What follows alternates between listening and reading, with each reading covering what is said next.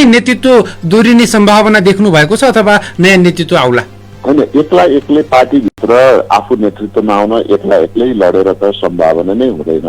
अहिले तपाईँले नै भन्नुभयो मलाई यो समावेशी मुद्दा त तपाईँ एक्लैले उठाएर कहाँ हुन्छ र समूह बनाए राम्रो हुन्थ्यो नि भनेर भन्नुभएको छ भने सभापति नै हुन त झन् गाह्रो विषय हो। त्यसैले सभापतिको उम्मेदवारी दिने आदरणीय नेताहरूले समूह बनाउनलाई यसलाई अनौठो मान्नु हुँदैन।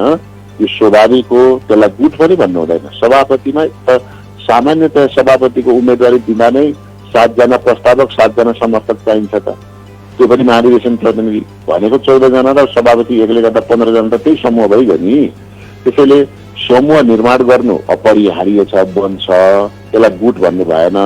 अब धेरैजना आकांक्षी रहेको कुरालाई चाहिँ कसरी बुझ्नु पर्यो भने नेपालमा लोकतान्त्रिक पार्टीप्रतिको आकर्षण हो, नेपाली कांग्रेस प्रतिको आकर्षण हो र नेपाली कांग्रेसले तय गरेको सभापति र पदाधिकारी पदको आकर्षण हो र सँगसँगै त्यो पदमा उम्मेदवारी दिने नेताहरूको आत्मविश्वास र त्यसमा एक खालको चाहिँ जिम्मेवारी वहन गर्ने आकांक्षा पनि हो। त्यसो भएको हुनाले यसलाई स्वाभाविक रूपमा लिनुपर्छ। यसलाई गुटको त्याग लगाएर, यसलाई समूहको त्याग लगाएर यसको गलत व्याख्या गरेर आम नेपाली कांग्रेसलाई माया गर्ने कांग्रेस जनता बीचमा भ्रम सिर्जना गर्नु हुँदैन।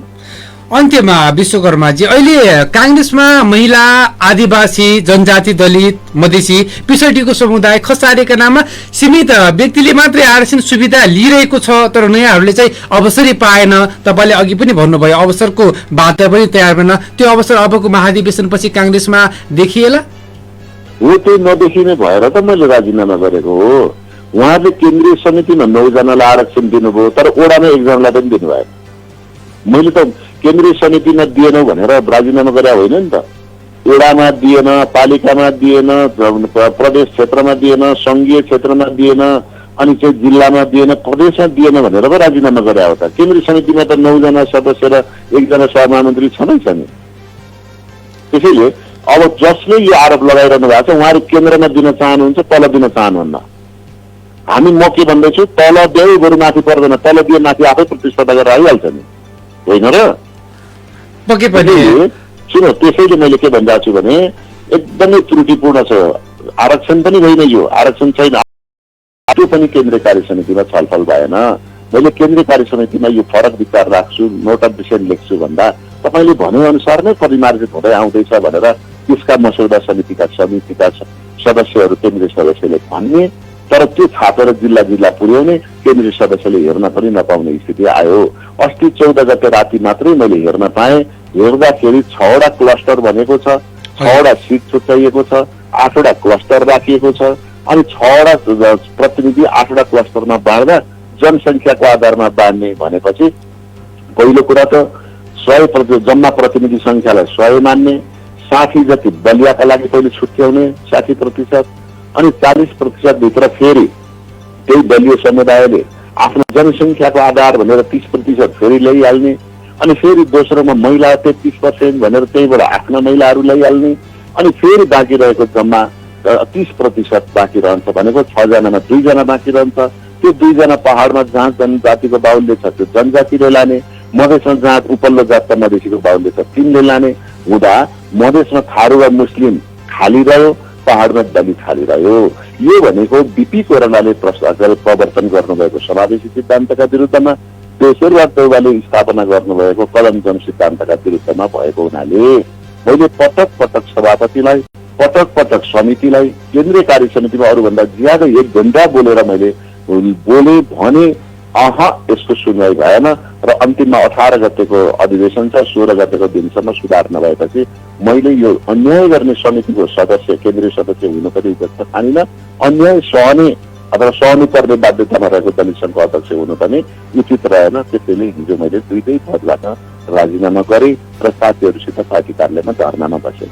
यो नेतृत्व वर्गसम्म तपाईहरूले अलिकति ओजिलो रूपमा आवाज उठाउन नसक्नु भयो विश्वकर्माजी, अथवा केन्द्रीय कमिटीबाट तल्लो तहसम्म चाहिँ पुग्न नसकेर मागहरू कुराहरू सुनवाई हुन नसकेर तल्लो तहसम्म पुग्न नसकेको पनि होइन, ओजिलो राख्न नसकेको पनि होइन।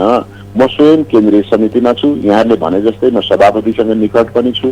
सभापतिलाई विधान बनाइदिने, त्यस्तै खालको निर्देशिका बनाइदिने, त्यस्तै खालको अनुसूची बनाएर समुदाय यो मुलुकका तल्लो तहका थारू, मुस्लिम, दलित, महिला, मधेसी, पहाडका जनजातिहरूलाई चाहिँ अलमा ल्याउने खालको जुन निर्देशिका बनाइयो, यो त कुनै हालतले पनि स्वीकार्य नहुने खालको छ नि त। त्यसो भएको हुनाले बुझाउन नसकेको होइन, त्यो समितिमा बसेका नेताहरूले बुझ्न नचाहेको, नियत खराब भएको होइन भने योभन्दा अगाडि सुन्नु न, योभन्दा अगाडिको संविधान मसौदा समितिमा कृष्ण प्रसाद सिटौलाजी हुनुहुन्थ्यो। उहाँले सर्लक्कै 12औं अधिवेशनमा यति राम्रो विधान लेखिदिनु भयो, सब मान्छे खुसी भए। त्यसलाई कहीँ व्याख्या पनि गर्नु परेन, कहीँ त्यसलाई अर्को ढङ्गले ट्युसन पढ्न जानु पनि परेन। तर यसपटकको विधान पनि ट्युसन पढ्नुपर्छ, नियमावली पनि ट्युसन पढ्नुपर्छ, निर्देशिका पनि ट्युसन पढेर मात्रै बुझिन्छ। झन् अहिले आएको निर्देशिकाको अनुसूची त ट्युसन पढ्दा पनि पढाउने मास्टर भेटिन्न, बुझ्दै बुझिँदैन, यसरी फसाइयो भन्ने हो। यसरी तपाईँ त अध्यक्ष भएर पनि यहाँसम्म काङ्ग्रेसमा नेतृत्व र सबल नेतृत्व गरेर यहाँसम्म आइपुग्दाखेरि अलि तपाईँले भने जस्तै अलिकति जान्ने बुझ्ने काङ्ग्रेस भित्रका प्रवृत्तिबाट जुन कुरा चाहिँ अहिले भएको छैन, यो विषयलाई अलिकति पार लगाएर परिमार्जन गरेर आउनै नसक्ने अवस्था भएकै कारणले राजीनामा दिनुभयो तपाईँ। परिमार्जन गर्न सकिने, तर मैले गर्न नपाउने, थारूले गर्न आफै गर्न नपाउने, दलितले गर्न नपाउने, मुस्लिमले गर्न नपाउने, जनजातिले गर्न नपाउने, मधेसीले गर्न नपाउने, महिलाले गर्न नपाउने, निश्चित जात वर्गका मानिसले मात्रै गर्न सक्ने गरी जब पार्टीले तोक्यो र उहाँले सभापतिलाई पनि त्यसलाई भ्रममा राख्नुभयो, सभापतिलाई भ्रममा राख्नुभयो, हामीलाई भ्रममा पार्नुभयो। त्यसले त के रह्यो भने मिन विश्वकर्माले चाहेर सच्याउन सक्दैन। सभापति प्रधानमन्त्री पनि हुनुहुन्छ, उहाँको समय अभाव छ, यति बेला मुलुकको राजनीति अत्यन्तै जटिल परिस्थितिमा छ। यति बेला सभापतिलाई गएर घन्टौँ धर्ना दिएर बुझाउने अवस्था छैन, त सभापतिले खटाएका मानिस गर्न चाहँदैनन्। यो अहिले विश्वकर्माजी यसरी अहिले काङ्ग्रेसको 14औं महाधिवेशन प्रक्रिया शुक्रबारबाट पनि सुरु हुँदैछ, तर यहाँसम्म आइपुग्दा अहिले काङ्ग्रेस भित्र पनि धेरै गुट उपगुटको प्रवृत्ति हावी भइराखेको छ। फुटमा मात्रै गएर काङ्ग्रेस, तर त्यो भन्दा कम्युनिस्ट भन्दा पनि बढी जाली र झेली प्रवृत्ति काङ्ग्रेसमा देखिएको छ भन्छ। र सँगसँगै अहिले तपाईँले हेर्नु पनि भयो होला, क्रियाशील सदस्यता सम्बन्धी विवाद पनि त्यत्तिकै रहेको छ। कसरी हेरिराख्नु भएको छ काङ्ग्रेसको 14औं महाधिवेशन? पार्टीभित्र सुन्नु न, अहिले देखिएको के रहेछ, जुनसुकै पार्टीमा नेपालमा पनि जुनसुकै पार्टीमा, चाहे त्यो हतियार उठाउने पार्टी होस् या हतियारको दमन गर्ने पार्टी होस्, नेपालमा 7 सालदेखि अगाडि राणाहरूले मात्रै एक सत्ता शासन गरेका थिए। त्यस पछाडि बिचमा प्रजातन्त्र आयो। प्रजातन्त्रमा पनि एउटा जाति वर्ग समुदायका मानिसहरूको नेतृत्वमा टकराव भएपछि तपाईँले उदाहरण हेर्न सक्नुहुन्छ, मातृका प्रसाद कोइराला र बिपी कोइरालामा टकराव हुँदा काङ्ग्रेस बिग्रियो। पछिल्ला दिनमा आउँदाखेरि पनि केही समुदायका मानिसहरूको बिचमा अन्तर्द्वन्द बढेपछि प्रजातन्त्र नै गयो। प्रजातन्त्र 30 वर्ष पञ्चायती व्यवस्था आयो। पञ्चायती व्यवस्थामा शाहहरूले, राजाहरूले पञ्चायत मागको नाममा एक सत्ता एकलौटी शासन गरे। प्रजातन्त्र आइसके 47 सालको प्रजातन्त्र आइसकेपछि पनि जित्नेले खाने, बलियाले खाने, जसले सक्छ त्यसले खाने विधि लागू भयो। परिणाम स्वरूप विद्रोह भयो। विद्रोह हुँदा कसले विद्रोह गर्यो भनेको त त्यही समुदायका मानिसहरूको असन्तुष्टले गरेको रहेछ। अन्तिममा उनीहरू फेरि शान्ति सम्झौता मार्फत मिले, उनीहरूले आफैले भागभण्डा गरेर खाए। अहिले पनि पार्टीमा हेर्नुहुन्छ भने जुनसुकै पार्टीमा हेर्नुभयो भने, चाहे त्यो अस्ति भर्खरै फुटेको नेकपा हेर्नुहोस्, एउटै समुदायका मान्छे नमिलेर फुटेका छन्। त्यस पछाडि एमाले भित्र हेर्नुहोस्, एउटै समुदायका मान्छे नमिलेर फुटेका छन्। अहिले काङ्ग्रेसभित्रको गुट हेर्नुहोस्, 5 वटा 6 वटा गुट भित्र एउटै समुदायका मान्छे नमिलेर, भागभण्डा नमिलेर, हिसाब नमिलेर उनीहरू विभाजित भएका छन्। विशेषतः सदियौंदेखि पछाडि परेको जाति वर्ग क्षेत्र समुदायका मानिस असन्तुष्ट भएर पार्टी फुटेको छैन। एउटै समुदायका मानिसहरू, सत्तामा रहेका मानिसहरूको भागभण्डा नमिलेर फुट्ने जुट्ने गरेका छन्। त्यसैले यो जबसम्म उत्पीडनमा परेको जाति, उत्पीडनमा परेको क्षेत्र, उत्पीडनमा परेको वर्ग समुदायका बारेमा मुद्दामा उठान हुँदैन, तबसम्म मुलुकमा स्थायी राजनीति हुँदैन। अहिलेसम्म जति भइराखेको छ एउटै वर्गका, एउटै समुदायका, एउटै जातका मानिसको खानपिन गर्ने बेलामा, सत्ता सञ्चालन गर्ने बेलामा भागभण्डामा नमिलेर झगडा गरेर त गुट उपगुट बनेको छ नि। तपाईँ काङ्ग्रेसभित्रका 5 वटा गुट हेर्नुहोस्, एउटै समुदायका मान्छे 5 वटा गुटमा नेता छन्। पार्टी आम पार्टीभित्र हेर्नुहोस्, एउटै समुदायका मानिस कम्युनिस्ट छन्, एउटै समुदायका मानिस काङ्ग्रेस छन्, त्यही समुदायको अर्को छ, त्यही समुदायको अर्को छ। होइन र? विश्वकर्माजी एकैछिन मैले तपाईँलाई रोकेँ बिचमा। विश्वकर्माजी, तपाईँले यो कुरा भनिराख्दाखेरि हामीले तल्लो तहसम्म पिछडिएका वर्गहरूको आवाजको प्रतिनिधित्व गर्ने व्यक्ति न्यून संख्यामा भएका कारण उनीहरूको प्रतिनिधित्व हुन नसक्या हो, अथवा आवाज उठाउँदाखेरि पनि अझै पनि हेपिएका पिछडिएका तल्लो तहका वर्गहरूको आवाज दबाइएको छ? के लाग्छ तपाईँलाई? पहिलो कुरा त संसारभरि नै संगठनको नियम के हुन्छ भने कमजोरहरूलाई को संगठन फुटाउन सजिलो हुन्छ, किनभने बलियाहरूसँग साधन स्रोत शक्ति हुन्छ। त्यो साधन स्रोत र शक्तिले कमजोरहरूको संगठनलाई जुन बेला चाहे त्यही बेला फुटाउन भित्र भित्र पार्न सक्छ। त्यसैले नेपालमा यसरी उठेका चाहे 7 सालकै बेलामा पनि उठेको थियो, मधेस आन्दोलन 7 सालमा नै उठेको थियो, पूर्वमा लिम्बुवान खम्बुवान आन्दोलन 7 सालमा पनि उठेको थियो, 7 सालमादेखि 11 सालसम्म दलित आन्दोलन पनि उठेको थियो। त्यो बेलाका भगत सर्वजित विश्वकर्माहरू, भगत सर्वजित विश्वकर्मा सँगसँगै काठमाडौँका सहजनाथ कपालीहरू, यिनीहरूले त्यो बेला पनि आन्दोलन गरेका थिए। तर त्यो आन्दोलनलाई राज्य सत्तामा बसेका शाह र प्रजातन्त्रका नाममा गएका अरू र कम्युनिस्टका नाममा रहेका त्यही समुदायका नेताहरू मिलेर तिनीहरूलाई भित्र भित्र बनाए। परिणाम स्वरूप त्यो सङ्गठित हुन सकेन र आज पनि तपाईँले देख्नुहुन्छ मधेस आन्दोलन उठ्यो, त्यसलाई पनि भित्र भित्र बनाइयो, आदिवासी जनजाति आन्दोलन उठ्यो, त्यसलाई भित्र भित्र बनाइयो, दलित आन्दोलन उठ्यो, त्यसलाई पनि भित्र भित्र बनाइयो। त्यसैले के हुन्छ भने जबसम्म उत्पीडित वर्ग क्षेत्र समुदायका उम्मेदवारी दिने आदरणीय नेताहरूले समूह बनाउनलाई यसलाई अनौठो मान्नु हुँदैन, यो स्वाभाविक हो, त्यसलाई गुट पनि भन्नु हुँदैन। सभापतिमा त सामान्यतया सभापतिको उम्मेदवारी दिँदा नै 7 जना प्रस्तावक 7 जना समर्थक चाहिन्छ त, त्यो पनि महाधिवेशन प्रतिनिधि भनेको 14 जना र सभापति एकले गर्दा 15 जना त त्यही समूह भइगयो नि। त्यसैले समूह निर्माण गर्नु अपरिहार्य छ, बन्छ, त्यसलाई गुट भन्नु भएन। अब धेरैजना आकांक्षी रहेको कुरालाई चाहिँ कसरी बुझ्नु पर्यो भने नेपालमा लोकतान्त्रिक पार्टीप्रतिको आकर्षण हो, नेपाली कङ्ग्रेस प्रतिको आकर्षण हो र नेपाली कङ्ग्रेसले तय गरेको सभापति र पदाधिकारी पदको आकर्षण हो र सँगसँगै त्यो पदमा उम्मेदवारी दिने नेताहरूको आत्मविश्वास र त्यसमा एक खालको चाहिँ जिम्मेवारी वहन गर्ने आकांक्षा पनि हो। त्यसो भएको हुनाले यसलाई स्वाभाविक रूपमा लिनुपर्छ, यसलाई गुटको त्याग लगाएर, यसलाई समूहको त्याग लगाएर यसको गलत व्याख्या गरेर आम नेपाली कङ्ग्रेसलाई माया गर्ने कङ्ग्रेस जनता बिचमा भ्रम सिर्जना गर्नु हुँदैन।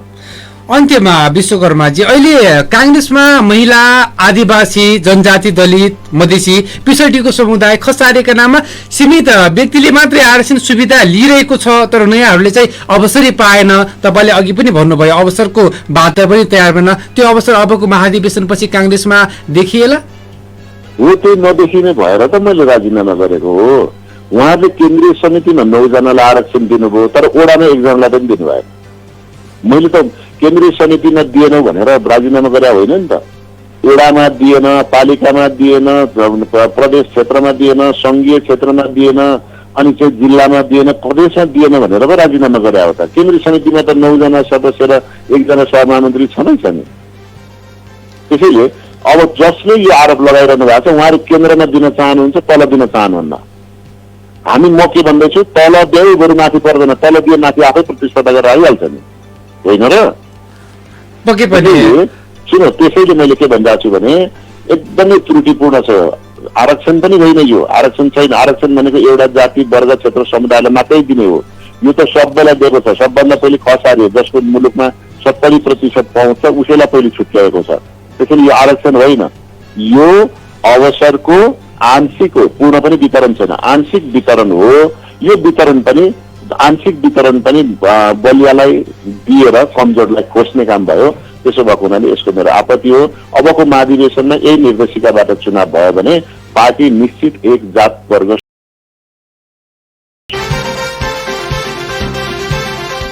शुभ प्रभात। सत्य, तथ्य तथा निष्पक्ष रूपले आर्थिक, राजनीतिक, सामाजिक र समसामयिक विषयवस्तुमाथिको हाम्रो आवाज कार्यक्रम दोष कसकोमा तपाईलाई हार्दिक स्वागत छ। म निर्दोष नेपालको तपाईँ हामीलाई 89.4 मेगाहर्जमा काठमाडौँ उपत्यका सहित देशभरका 25 जिल्लाभर एकसाथ सुनिरहनु भएको छ।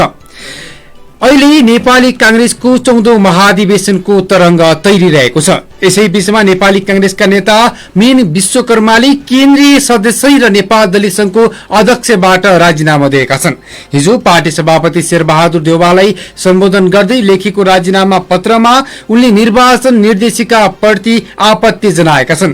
13औं महाधिवेशनसम्म प्रत्येक वडाबाट न्यूनतम 5 मा 1, 7 मा 1 र 9 मा 1 तथा प्रतिनिधि सभा क्षेत्रमा 11 मा 1 जना दलित महाधिवेशन प्रतिनिधि सुनिश्चित गरिएको समेत उनले बताएका थिए। तर विधानको गलत व्याख्या गरेर दलित समुदायलाई पार्टी प्रवेश र प्रतिनिधित्वमा निषेध गरेको उनको आरोप रहेको छ। यी के कारणले नेता विश्वकर्माले राजीनामा दिए त? यी सामूहिक विषयमा कुराकानी गर्नका लागि यति बेला अहिले हाम्रो प्रत्यक्ष सम्पर्कमा मीन विश्वकर्मा हुनुहुन्छ। विश्वकर्माजी, स्वागत छ यहाँलाई कार्यक्रम दोष कसकोमा। धन्यवाद, नमस्कार। सन्चै हुनुहुन्छ? ठीक छ। अहिले 14औं महाधिवेशनको यो परिपाटीमा भर्खरै तपाईहरूको पार्टी सरकारमा पनि छ। यो बेलामा तपाईले नेपाल दलित संघको अध्यक्षबाट पनि राजीनामा दिनुभयो, सँगसँगै यता कांग्रेसको केन्द्रीय सदस्य पदबाट पनि। आखिर यहाँनिर राजीनामा दिनुपर्ने आवश्यकता र कारण के भयो विश्वकर्माजी? किन दिनुभयो तपाईले राजीनामा? मूल कुरा त जुन पदमा बसेर आफूले जे गर्नुपर्ने हो त्यो गर्न नसकेपछि र जुन पदमा बसेर गलत निर्णय गरिन्छ त्यो पदबाट निरन्तर अगाडि बढ्नु भनेको राजनैतिक रूपले, नैतिक रूपले र आफ्नै भित्री मन भावनाले पनि उचित नठानेपछि त्यो बस्नु हुँदैन। पहिलो कुरा, नेपाली राजनीतिमा 2007 साल भन्दा अगाडि अझ 2003 सालदेखि न्याय, समानता र स्वतन्त्रताका लागि स्थापना भएको र लडेको पार्टी नेपाली कांग्रेस। आर्थिक शोषणका लागि, शोषणका विरुद्धमा जमिन जोत्नेको हुन्छ, घर पोत्नेको हुन्छ भन्ने नारा बनाएको नेपाली कांग्रेस। जातीय भेदभाव अन्त्य गर्नका लागि जातपात मान्दैनौं, सँगै बसौं, सँगै खाउँ, भात भत्ताको खुसी भन्ने पार्टी नेपाली कांग्रेस। नेपाली कांग्रेसको स्थापना कालमा 11 जनाको समिति बनाउँदाखेरि देवव्रत परियार र आरबी गतराजलाई समेत राखेर समिति बनाइएको। त्यति मात्रै दलितको मात्रै होइन, मुस्लिमका लागि शेख इद्रिसको कुरा गरौं, प्रेमराज आङदान्ने लिम्बू, नारदमुनि छुलेङ राई, योगेन्द्रमान शेरचन ठकाली जस्ता नेताहरू थुप्रै, परशुनारायण चौधरी, धनमान सिंह परियारहरूले बनाएको नेपालका जात, जाति, क्षेत्र, वर्ग, लिङ्गका मानिसहरूको सामूहिक पार्टी हो यो। कुनै एक जातका, एक वर्गका मानिसको लहरमा, आवेगमा रचना गरेर कविता लेखे जस्तो गरी बनेको पार्टी होइन यो। यो नेपाली माटोलाई राणाबाट मुक्त गर्नका लागि र न्याय, समानता र स्वतन्त्रता स्थापना गर्नलाई एउटा मात्रै सिद्धान्त प्रजातन्त्र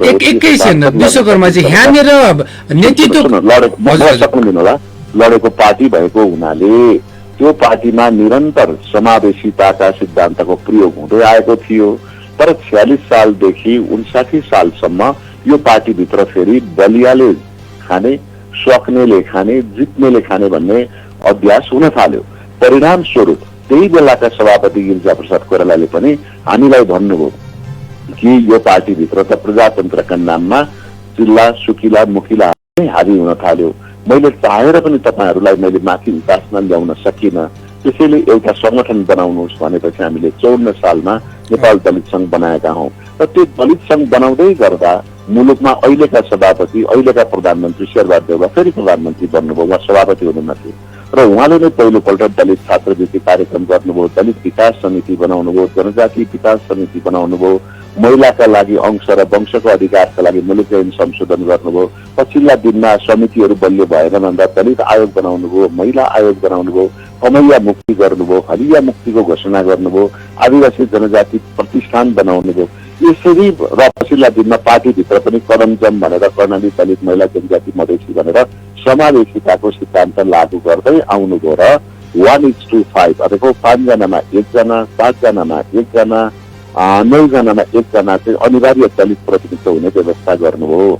अर्को सँगसँगै महाधिवेशन प्रतिनिधिका लागि 11 जना महाधिवेशन छानिँदा न्यूनतम 1 जना दलित महाधिवेशन प्रतिनिधि पर्ने व्यवस्था गरियो। तर अहिले यो निर्देशिका बनाउँदा 75 जना प्रतिनिधि छानिँदा पनि एउटा दलित नपर्ने, अनि 5200 जना महाधिवेशन प्रतिनिधि छानिँदा पनि दलित महाधिवेशन प्रतिनिधि आउने टुङ्गो नहुने हजुर हजुर यस्तो खालको घुमाउरो जाली झेली षड्यन्त्रकारी निर्देशिका जारी गरियो। त्यो पनि केन्द्रीय कार्य समितिमा छलफल भएन। मैले केन्द्रीय कार्य समितिमा यो फरक विचार राख्छु, नोट अफ डिसिसन लेख्छु भन्दा तपाईँले भने अनुसार नै परिमार्जित हुँदै आउँदैछ भनेर त्यसका मसौदा समितिका सदस्यहरू केन्द्रीय सदस्यले भन्ने, तर त्यो छापेर जिल्ला जिल्ला पुर्याउने केन्द्रीय सदस्यले हेर्न पनि नपाउने स्थिति आयो। अस्ति 14 गते राति मात्रै मैले हेर्न पाएँ। हेर्दाखेरि 6 वटा क्लस्टर भनेको छ, 6 वटा सिट छुट्याइएको छ, 8 वटा क्लस्टर राखिएको छ। अनि 6 वटा प्रतिनिधि 8 वटा क्लस्टरमा बाँड्दा जनसङ्ख्याको आधारमा बाँड्ने भनेपछि पहिलो कुरा त 100% जम्मा प्रतिनिधि सङ्ख्यालाई 100 मान्ने, 60 जति बलियाका लागि पहिले छुट्याउने 60%, अनि 40% भित्र फेरि त्यही दलीय समुदायले आफ्नो जनसङ्ख्याको आधार भनेर 30% फेरि ल्याइहाल्ने, अनि फेरि दोस्रोमा महिला 33% भनेर त्यहीबाट आफ्ना महिलाहरू ल्याइहाल्ने, अनि फेरि बाँकी रहेको जम्मा 30% बाँकी रहन्छ भनेको 6 जनामा 2 जना बाँकी रहन्छ। त्यो 2 जना पहाडमा जहाँ जनजातिको बाहुल्य छ त्यो जनजातिले लाने, मधेसमा जहाँ उपल्लो जातका मधेसीको बाहुल्य छ तिनले लाने हुँदा मधेसमा थारू वा मुस्लिम खाली रह्यो, पहाडमा दलित खाली रह्यो। यो भनेको बीपी कोइरालाले प्रवर्तन गर्नुभएको समावेशी सिद्धान्तका विरुद्धमा, पेशेरबहादुर देउवाले स्थापना गर्नुभएको कलम जम सिद्धान्तका विरुद्धमा भएको हुनाले मैले पटक पटक सभापतिलाई, पटक पटक समितिलाई, केन्द्रीय कार्य समितिमा अरूभन्दा ज्यादा 1 घण्टा बोलेर मैले बोले भने यसको सुनवाई भएन र अन्तिममा 18 गतेको अधिवेशन छ, 16 गतेको दिनसम्म सुधार नभएपछि मैले यो अन्याय गर्ने समितिको सदस्य, केन्द्रीय सदस्य हुनु पनि जस्तो ठानिन, अन्याय सहने अथवा सहनु पर्ने बाध्यतामा रहेको दलित सङ्घको अध्यक्ष हुनु पनि उचित रहेन। त्यसैले हिजो मैले दुईटै पदबाट राजीनामा गरेँ र साथीहरूसित पार्टी कार्यालयमा धर्नामा बसेँ। यो नेतृत्व वर्गसम्म तपाईहरूले अलिकति ओजिलो रूपमा आवाज उठाउन नसक्नु भयो विश्वकर्माजी, अथवा केन्द्रीय कमिटीबाट तल्लो तहसम्म चाहिँ पुग्न नसकेर मागहरू कुराहरू सुनवाई हुन नसकेर तल्लो तहसम्म पुग्न नसकेको पनि होइन, ओजिलो रगेरी राख्न नसकेको पनि होइन। म स्वयं केन्द्रीय समितिमा छु। यहाँले भने जस्तै म सभापतिसँग निकट पनि छु, सभापतिलाई बारम्बार सघाइ पनि राखेको छु, सभापतिलाई भनिराखेको छु। सभापति आफैले गर्ने होइन, उहाँले केही नेताहरूलाई खटाउनु भयो, जसले आफूलाई विज्ञ ठान्नुहुन्थ्यो त्यस्ता नेतालाई खटाउनु भयो।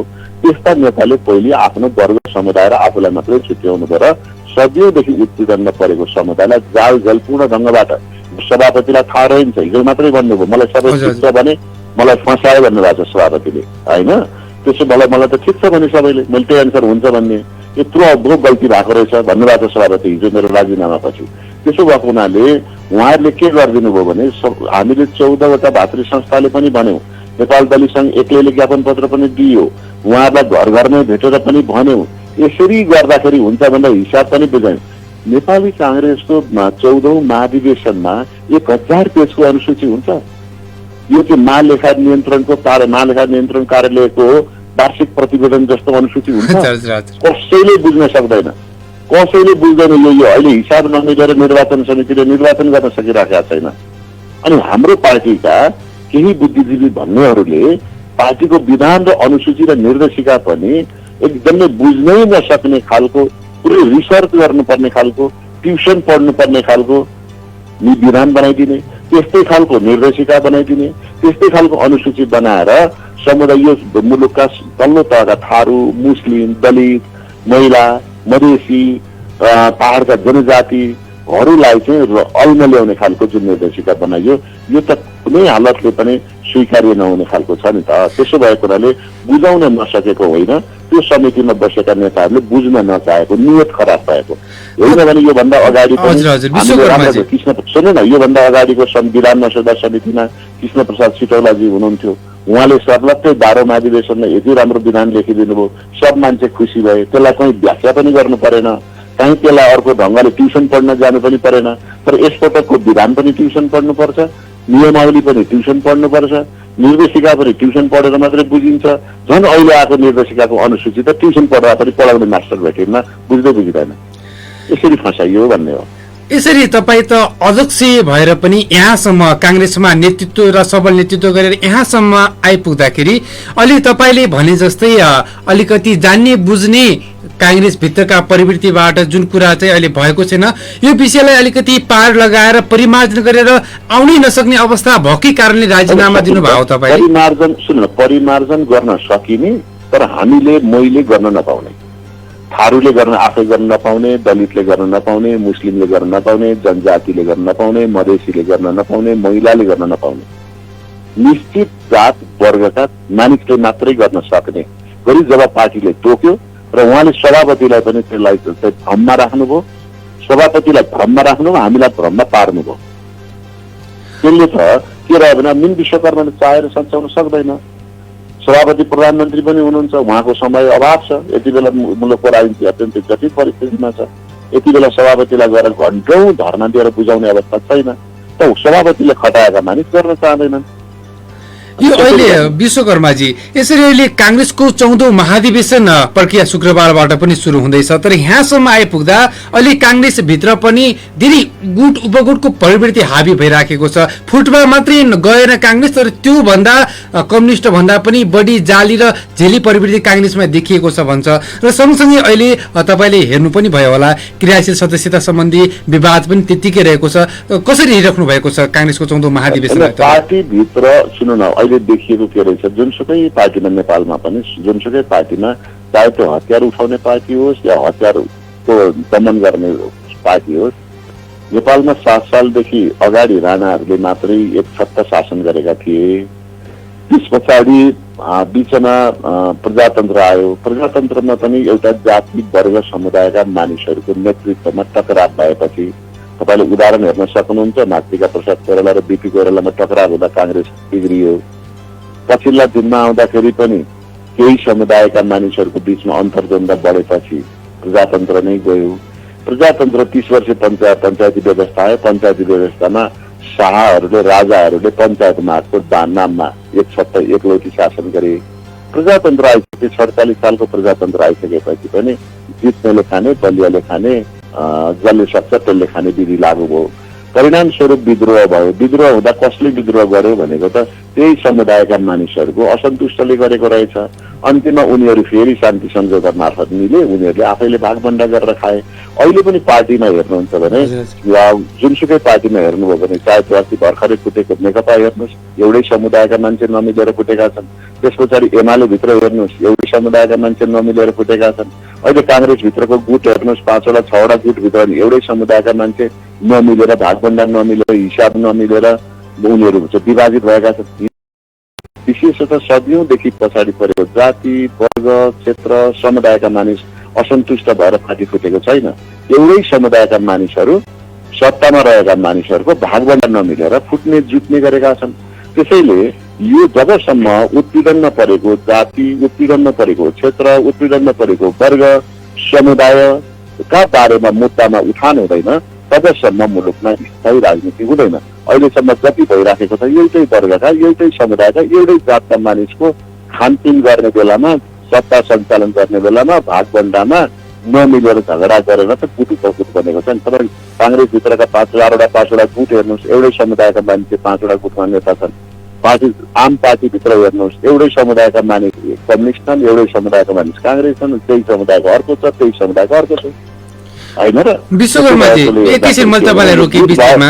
विश्वकर्माजी तपाईँले यो कुरा भनिराख्दाखेरि हामीले तल्लो तहसम्म पिछडिएका वर्गहरूको आवाजको प्रतिनिधित्व गर्ने व्यक्ति न्यून संख्यामा भएका कारण उनीहरूको प्रतिनिधित्व हुन नसक्या हो, अथवा आवाज उठाउँदाखेरि पनि अझै पनि हेपिएका पिछडिएका तल्लो तहका वर्गहरूको आवाज दबाइएको छ। के लाग्छ तपाईँलाई? पहिलो कुरा त संसारभरि नै संगठनको नियम के हुन्छ भने कमजोरहरूलाई को संगठन फुटाउन सजिलो हुन्छ, किनभने बलियाहरूसँग साधन स्रोत शक्ति हुन्छ।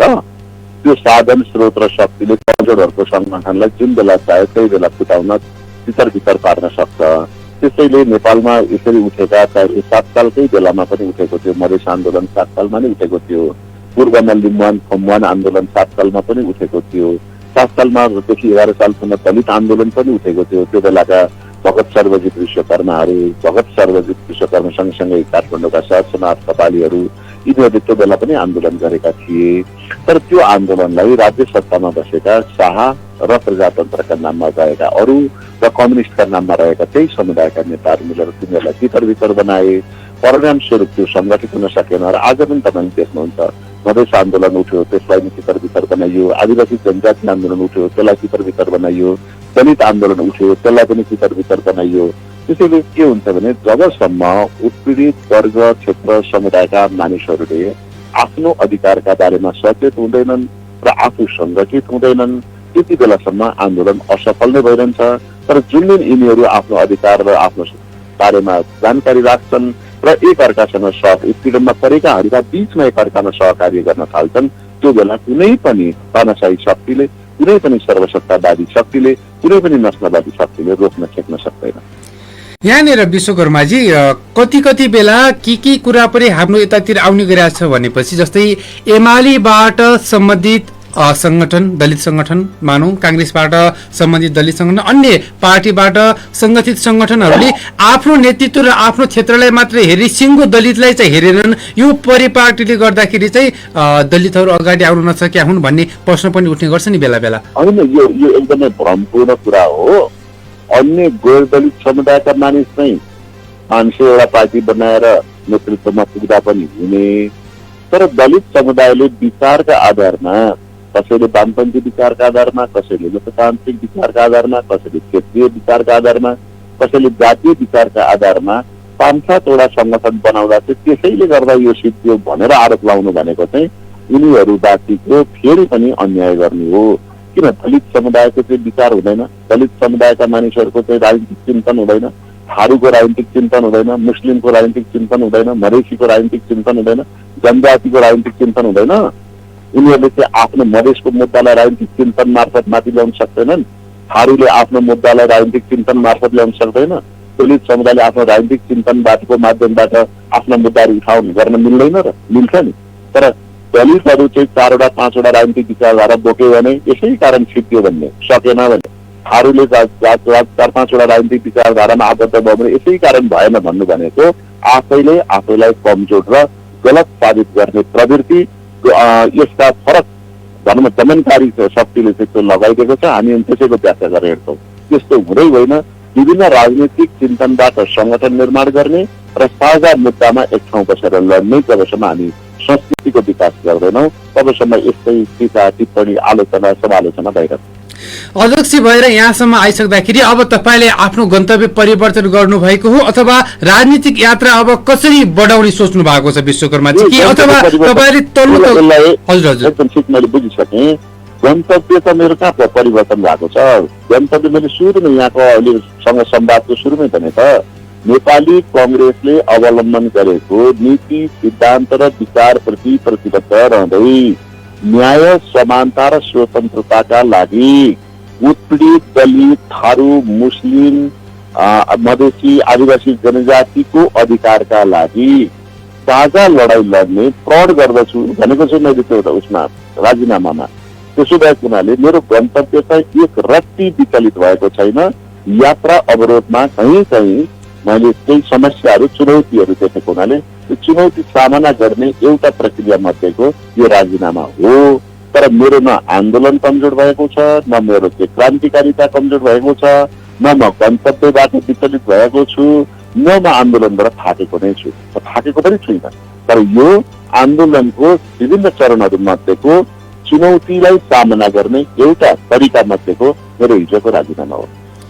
यो राजीनामा पछाडि मैले यहाँनिर जोड्न खोजेको कुरा विश्वकर्माजी, तपाईँ त अलिक सम्बन्धित हुनु भएन पार्टीसँग राजीनामा दिइसकेपछि तपाईँले एक्लैले प्रतिनिधित्व र नेतृत्व गरेर कसरी चाहिँ सबल र सक्षम बनाउन सक्नुहुन्छ त दलित विकासका लागि भन्न खोजेको? राजीनामा गरेको छैन। सुन्नु, नेपाली कङ्ग्रेसलाई माया गर्ने 35-40 लाख मतदाता छन्। नेपाली कङ्ग्रेसमा त्यो विचार मन पराएर यहाँ 10 लाख मानिस क्रियाशील सदस्य भएका छन्। नेपाली कङ्ग्रेसका विभिन्न समितिहरूमा 1 लाख मानिसहरू आबद्ध भएका छन्।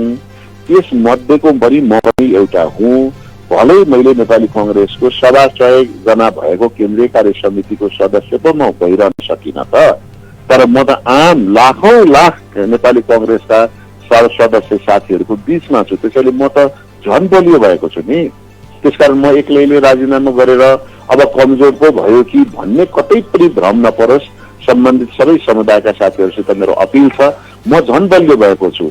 म दर्जनको संख्यामा रहेका नेता भनिएका साथीहरूको बीचबाट म बाहिर निस्किएर लाखौं लाख नेपाली कङ्ग्रेसका लाखौं लाख चाहिँ उत्पीडित दलित मधेसी थारू मुस्लिम आदिवासी जनजातिका बीचमा आएको छु। म त झन् बलियो भए नि। यसैले गर्दा अब झन् आन्दोलनलाई यो विषयलाई यो सवाललाई पार्टीभित्र र बाहिर मुलुकमा र विभिन्न क्षेत्रमा शक्तिशाली ढङ्गबाट उठाउनेछौँ। विश्वकर्माजी, अलिकति महाधिवेशनतिर केन्द्रित हौँ। यसरी महाधिवेशनको समय सीमा तोकिसक्दा पनि तालिका निर्धारण गरे पनि केही अन्योलता देखिएको छ। पटक पटक महाधिवेशनको मिति पनि सर्दै आएको छ कि यसपालि चाहिँ तोकेकी मितिमा महाधिवेशन हुने सम्भावना देख्नु भएको छ? हाम्रो पार्टीभित्र विगत 76 सालदेखि नै, जति बेला 76 साल साउनको अन्तिम सातामा महाधिवेशन बारे हामी निर्णय गर्दै थियौँ, त्यही बेलादेखि नै पार्टीभित्र महाधिवेशन गर्ने र महाधिवेशन नगर्ने शक्तिका बीचमा नाटकीय ढङ्गका भूमिकाहरू पटक पटक हुने गरेका छन्। स्वयं सभापति शेरबहादुर देउवालाई महाधिवेशन नगर्ने नेताको पंक्तिमा राख्ने र बदनाम गर्ने एउटा शक्ति निरन्तर क्रियाशील छ र त्यही शक्तिले पार्टीका विभिन्न कामहरूमा पनि जिम्मा पनि लिएको छ र त्यो जिम्मा लिएका कामहरू समयमा नगरिदिने अनि विवाद खडा गराइदिने र त्यो विवादको जिम्मेवारी फेरि घुमाइ फिराइ ठोक्याउन सभापतिका लैजाने र सभापतिकालाई महिनौं दिनसम्म त्यो बैठकमा रुमल्याउने अल्मल्याउने र निर्णय गर्न नदिने, सहमतिको कुरा गर्ने, सहमति हुन नदिने र त्यसैका कारणले गर्दा नीति पनि पटक पटक सार्नु पर्यो र त्यो अधिवेशन गर्नका लागि भरेका क्रियाशील सदस्यताहरू प्रतिनिधि सभा निर्वाचन क्षेत्रमै टुङ्ग्याउने भनेर निर्देशिका पठायौं। तर पोका बोकेर जम्मै काठमाडौँमा ल्याएर महिनौं चाहिँ 6 महिना 7 महिनासम्म त्यसैमा अल्मलिने र त्यसमा पनि त्यो गाइडलाइन भन्दा फरक ढङ्गबाट निर्णय गरेर भरेर पठाएका क्रियाशील सदस्य छानबिन गर्नु पर्नेमा, ठिक कि बेठिक भनेर छुट्याउनु पर्नेमा त्यो पोका नै नखोलिकन अरू क्रियाशील सदस्य थपेर झन् विवाद लैजाउने, निर्देशिका बनाउनका लागि विधानको मात्रै व्याख्या गर्नुपर्ने विधान नै नभएको व्यवस्था लेखिदिने, यस्ता तरिकाबाट अधिवेशनलाई बिथोल्ने र सभापतिको मनसाय विपरीत ढङ्गबाट पार्टीलाई अगाडि लैजाने स्थिति अहिले देखिएको छ। त्यसैले पनि मैले अघि सुरुमै भने यो अधिवेशन कुनै पनि हालतमा सार्न, टार्न, हेरफेर गर्न पाइन्न।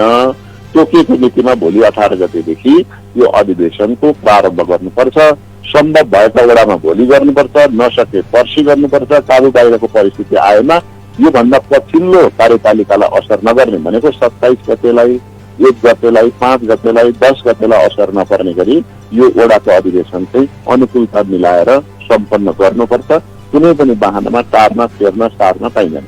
विश्वकर्माजी, अहिले सभापतिमा धेरै आकांक्षी पनि देखिनु भएको छ। हिजो भर्खरै मात्र पनि कल्याण गुरुङले पनि घोषणा गर्नु भएको छ सभापतिमा। के छ अहिले नेपाली कांग्रेस भित्र एउटा सभापतिकै लागि गुट उपगुट चलिरहँदा फेरि पनि पुरानै नेतृत्व दोहोरिने सम्भावना देख्नु भएको छ अथवा नयाँ नेतृत्व आउला? होइन, एक्लै पार्टीभित्र आफू नेतृत्वमा आउन एक्लै लडेर त सम्भावना नै हुँदैन। अहिले तपाईँले नै भन्नुभयो मलाई यो समावेशी मुद्दा त तपाईँ एक्लैले उठाएर कहाँ हुन्छ र समूह बनाए राम्रो हुन्थ्यो नि भनेर भन्नुभएको छ भने सभापति नै हुन त झन् गाह्रो विषय हो। त्यसैले सभापतिको उम्मेदवारी दिने आदरणीय नेताहरूले समूह बनाउनलाई यसलाई अनौठो मान्नु हुँदैन। यो स्वाभाविक हो, त्यसलाई गुट पनि भन्नु हुँदैन। सभापतिमा त सामान्यतया सभापतिको उम्मेदवारी दिँदा नै 7 जना प्रस्तावक 7 जना समर्थक चाहिन्छ त। त्यो पनि महाधिवेशन प्रतिनिधि भनेको 14 जना र सभापति एकले गर्दा 15 जना त त्यही समूह भइगयो नि। त्यसैले समूह निर्माण गर्नु अपरिहार्य छ, बन्छ, त्यसलाई गुट भन्नु भएन। अब धेरैजना आकांक्षी रहेको कुरालाई चाहिँ कसरी बुझ्नु पर्यो भने नेपालमा लोकतान्त्रिक पार्टीप्रतिको आकर्षण हो, नेपाली कङ्ग्रेस प्रतिको आकर्षण हो र नेपाली कङ्ग्रेसले तय गरेको सभापति र पदाधिकारी पदको आकर्षण हो र सँगसँगै त्यो पदमा उम्मेदवारी दिने नेताहरूको आत्मविश्वास र त्यसमा एक खालको चाहिँ जिम्मेवारी वहन गर्ने आकांक्षा पनि हो। त्यसो भएको हुनाले यसलाई स्वाभाविक रूपमा लिनुपर्छ। यसलाई गुटको त्याग लगाएर, यसलाई समूहको त्याग लगाएर, यसको गलत व्याख्या गरेर आम नेपाली कङ्ग्रेसलाई माया गर्ने कङ्ग्रेस जनता बिचमा भ्रम सिर्जना गर्नु हुँदैन। अन्त्यमा विश्वकर्माजी, अहिले कांग्रेसमा महिला, आदिवासी, जनजाति, दलित, मधेसी, पिछडिएको समुदाय, खसारेका नाममा सीमित व्यक्तिले मात्रै आरक्षण सुविधा लिइरहेको छ, तर नयाँहरूले चाहिँ अवसरै पाएन। तपाईँले अघि पनि भन्नुभयो अवसरको बाटो पनि तयार भएन। त्यो अवसर अबको महाधिवेशनपछि कांग्रेसमा देखिएला? हो, त्यो नदेखिने भएर त मैले राजीनामा गरेको हो। उहाँले केन्द्रीय समितिमा 9 जनालाई आरक्षण दिनुभयो, तर ओडामा 1 जनालाई पनि दिनुभयो। मैले त केन्द्रीय समितिमा दिएनौ भनेर राजीनामा गरे होइन नि त। ओडामा दिएन, पालिकामा दिएन, प्रदेश क्षेत्रमा दिएन, संघीय क्षेत्रमा दिएन, अनि चाहिँ जिल्लामा दिएन, प्रदेशमा दिएन भनेर पो राजीनामा गरे हो त। केन्द्रीय समितिमा त 9 जना सदस्य र 1 जना सभामन्त्री छनै छ नि। त्यसैले अब जसले यो आरोप लगाइरहनु भएको छ उहाँहरू केन्द्रमा दिन चाहनुहुन्छ, तल दिन चाहनुहुन्न। हामी म के भन्दैछु, तल देऊ बरु माथि पर्दैन, तल दिए माथि आफै प्रतिस्पर्धा गरेर आइहाल्छ नि, होइन र? पक्कै पनि। सुन, त्यसैले मैले के भनिरहेको छु भने एकदमै त्रुटिपूर्ण छ। आरक्षण पनि होइन, यो आरक्षण छैन। आरक्षण भनेको एउटा जाति, वर्ग, क्षेत्र, समुदायलाई मात्रै दिने हो। यो त सबैलाई दिएको छ। सबभन्दा पहिले खसारी जसको मुलुकमा 70% पाउँछ उसैलाई पहिले छुट्याएको छ। त्यसैले यो आरक्षण होइन, यो अवसरको आंशिक हो, पूर्ण पनि वितरण छैन, आंशिक वितरण हो। यो वितरण पनि आंशिक वितरण पनि बलियालाई दिएर कमजोरलाई खोज्ने काम भयो। त्यसो भएको हुनाले यसको मेरो आपत्ति हो। अबको महाधिवेशनमा यही निर्देशिकाबाट चुनाव भयो भने पार्टी निश्चित एक जात, वर्ग, समुदायको कब्जामा जान्छ। त्यसो भएर मैले आपत्ति जनाएको हो। कार्यक्रममा समय दिनुभयो विश्वकर्माजी, आभारी छौँ, छुट्टिन्छौँ। हस्, धन्यवाद। मेरो कुरा राख्नु। उहाँ हुनुहुन्थ्यो नेपाली कांग्रेसका नेता मीन विश्वकर्मा हुनुहुन्थ्यो। देशका विभिन्न जिल्लामा क्रियाशील सदस्यता विवादकै कारण उल्झनमा रहेको कांग्रेसले एउटा देशका अधिकांश जिल्लामा सदस्यता, नेतृत्व, दायित्व लगायतका विषयमा विवाद हुँदा अधिवेशनमा अन्योलता छाएको परिपाटी देखाएको छ। विशेष गरी कांग्रेस